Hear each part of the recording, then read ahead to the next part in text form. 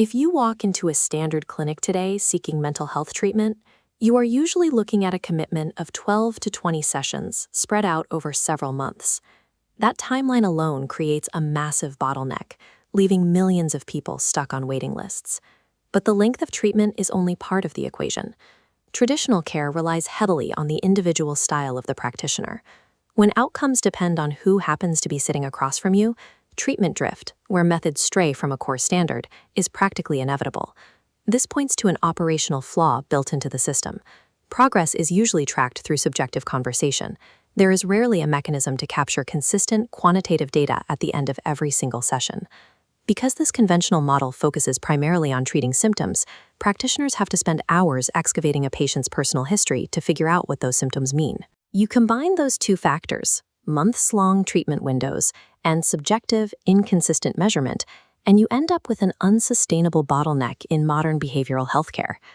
An August 2026 peer-reviewed study published in Cureus examined a very different approach. The researchers analyzed the clinical outcomes of a protocol called subconscious restructuring, or SR.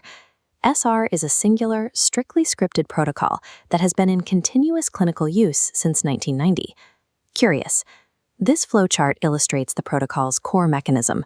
It treats psychological symptoms and gut barrier integrity as a single clinical target.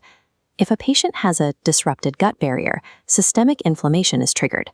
That inflammation travels up to the brain, creating neuroinflammation linked to emotional dysregulation. The protocol intercepts this pathway directly, completely bypassing diagnostic labels and the analysis of past traumas. By focusing on underlying processing mechanisms instead of cataloging subjective symptoms, the delivery of the protocol remains exactly identical for every single patient. To test this, the initiative tracked 50 clients using quantitative pre- and post-intervention psychometric scoring completed by the patients themselves at every single session. The delivery was strictly uniform.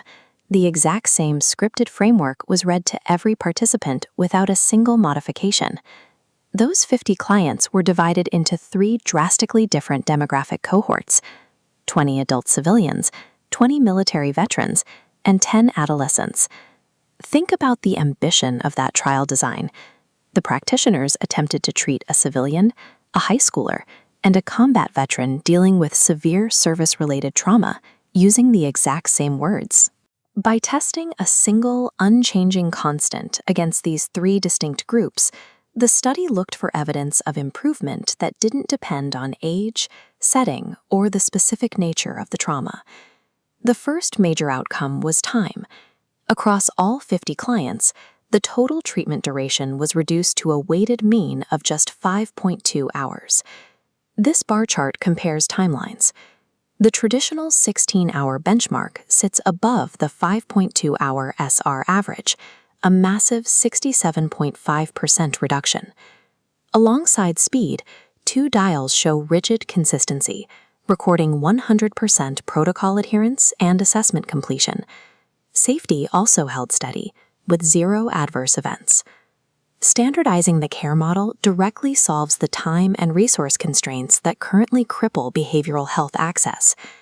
But speed only matters if the treatment works. Across all 3 cohorts, every single psychometric outcome improved in raw scale points. The strongest overall gains were actually seen in the military veteran cohort, despite those clients presenting with complex service-related trauma. This graph tracks symptom drops for the veterans, showing a 57.87% improvement in depression and nearly 64% in anger. These drops led to the most profound metric. 90% crossed the statistical threshold to achieve reliable clinical improvement.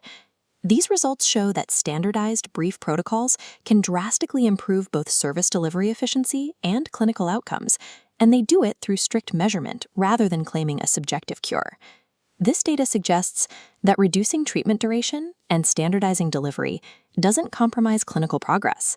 In this specific initiative, efficiency and improvement were achieved simultaneously. To examine the complete dataset and methodology, read the full peer-reviewed paper.